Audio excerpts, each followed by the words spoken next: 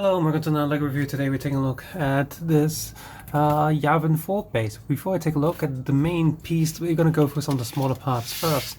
First of all, we have this little staircase beam thing that goes next to the Y-wing when it's parked so the drivers can climb on.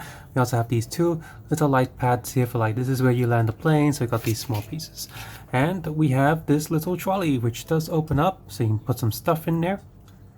And some of those hover trolleys you see in the film, it's got a female pilot.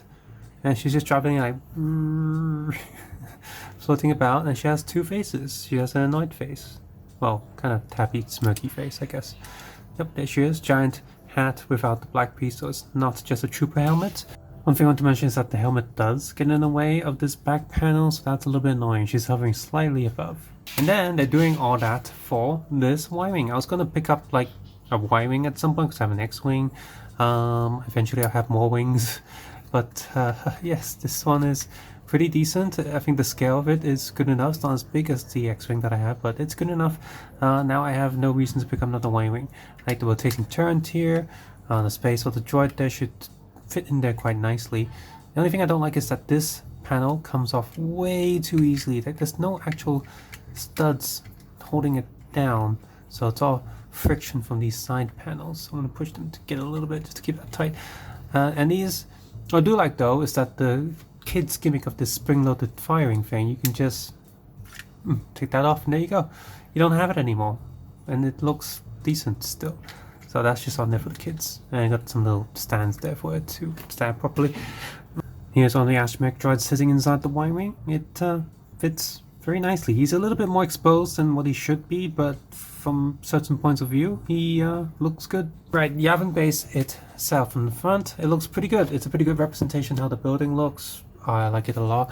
We got these wall panels here that do come out a little bit. So if you want a more grand display, you can do that.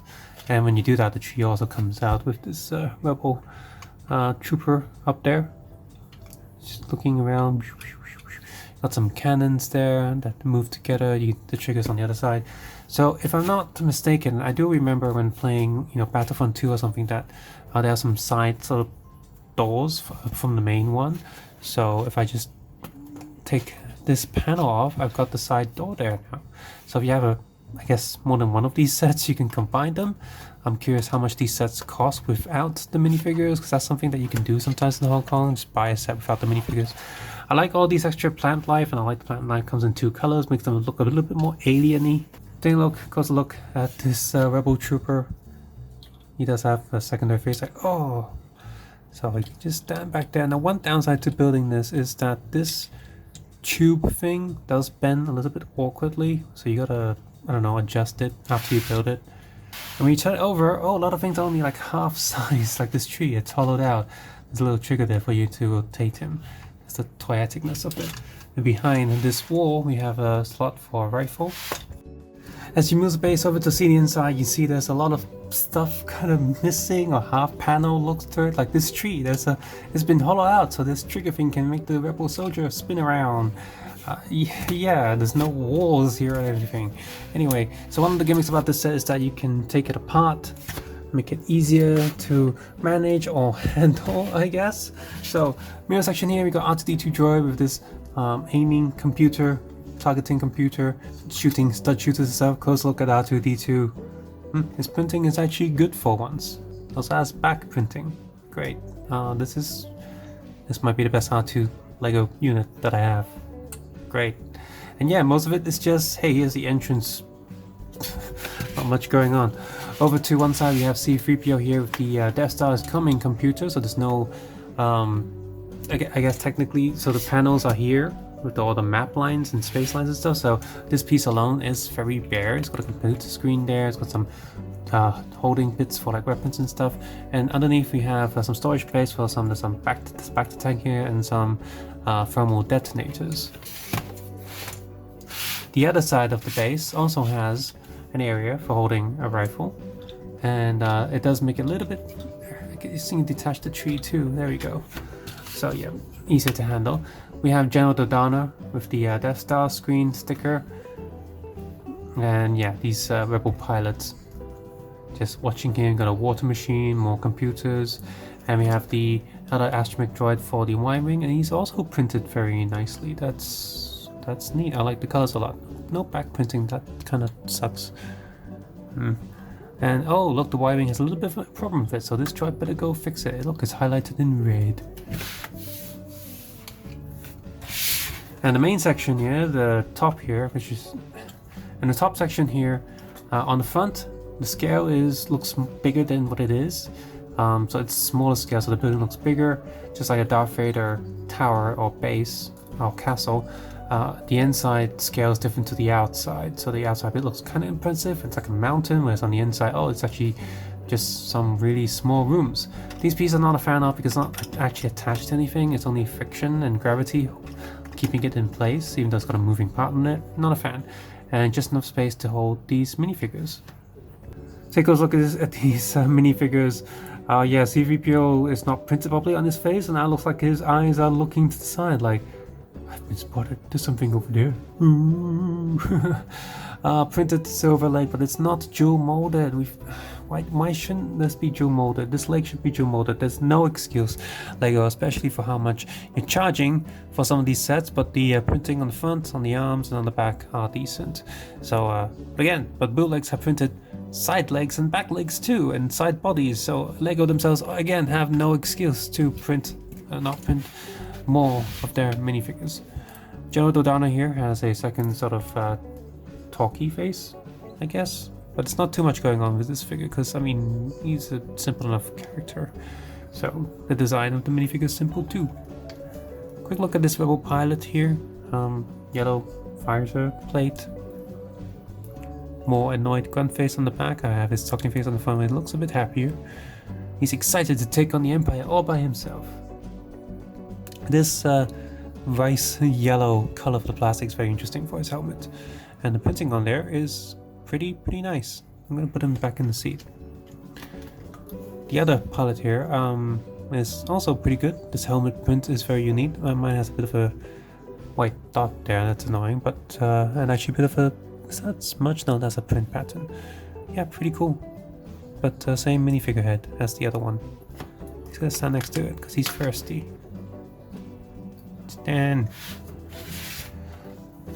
The other figures here, we've seen them in so many sets. So Han Solo with his medal, annoyed face, grunt face, and happy face.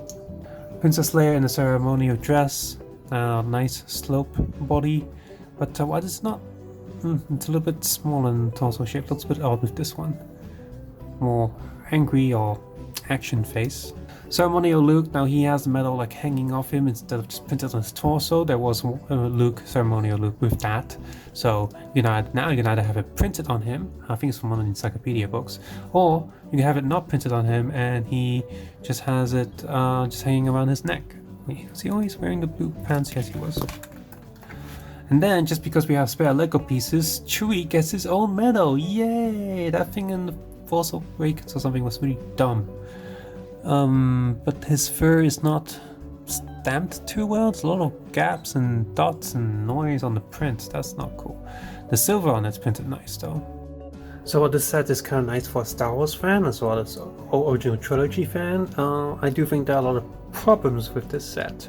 First of all, from the inside, the base does look quite bare. It's mostly just, you know, empty rooms and panels holding it up, which, I mean, yeah, kinda in the actual movie, but that's not what you want in a toy set. From the front, from the outside, it looks quite impressive, but on the inside, it does look a little bit bare bones. Second problem is, well, the design of this thing, and perhaps the Y-wing is a little bit on the small side, and because this Y-wing is a little bit on the small side, and the way they designed the set is a little bit on the smaller side, it's going to be quite hard to imagine or fit other Lego fighters to go through that doorway because, well, it's too small. Unless you think of something a bit bigger, like the Echo base, the doorway there that can open quite wide, and snow speeders are generally smaller ships, they fit in just fine, whereas it's going to be, I don't see the X-Wing fitting through there. That just doesn't work. Microfighters or mini scale stuff don't really count because that's not what the scale is supposed to be. It's still meant to be mini figure scale.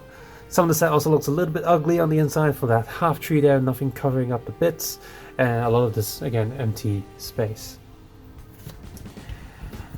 The minifigures kind of make sense, but also feel uninspired. I mean, yeah, we have the main crew there for the ceremony, that's fine. We do have like X-Wing pilots and stuff, but would it have killed you, Lego, to have one extra rebel soldier?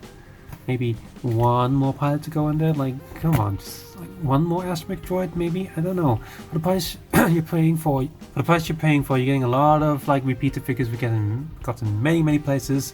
That was a really good opportunity here to have. Well, we do have some unique rebel pilot helmets there, but yeah, I would have really liked some extra rebel soldiers. Or maybe they were thinking that do another battle pack at some point. And finally, while there are a lot of detachable areas for this set, I can't really see too many people buying more than one of these because of how much it is.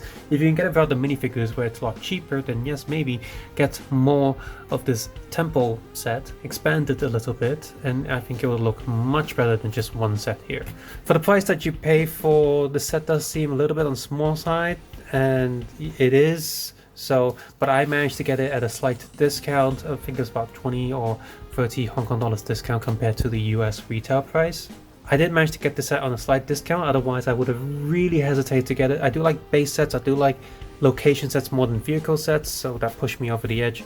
So I got this set around 20 to 30 US dollars cheaper than the official retail price, and I think that's much more fair than what it should be. The retail price is definitely a little bit too high, so definitely wait for a sale before you get this. If you do get this on the sale, it is still a fun set to build, it's still a nice piece to put on display. If you are an original trilogy fan, there's still a lot to like here, but definitely wait for a sale. Subscribe, Justin, comment below, guys. Take care, have a nice day. I'll see you guys soon. Bye bye now.